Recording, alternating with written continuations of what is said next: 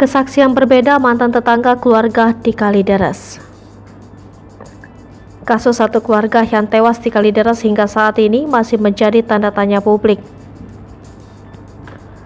Satu keluarga itu adalah sang ayah Rudianto Gunawan, ibu Reni Margareta, anak Dian, dan paman Budianto Gunawan.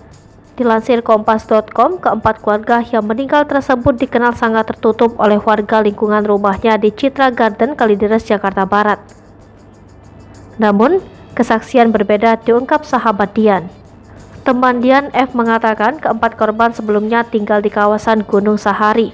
F mengatakan bahwa Dian merupakan orang yang terbuka saat tinggal di Gunung Sahari. Selain itu, ia juga mengenang Dian sebagai perempuan yang cantik dan murah senyum. Selain mengenang Dian yang baik, ia juga mengingat keluarga Dian yang sangat ramah.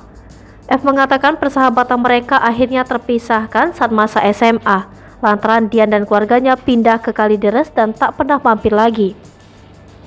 Atas kejadian nahas yang dialami Dian dan keluarganya, F mengaku sedih, apalagi beredar rumor bahwa kematian mereka lantaran kelaparan.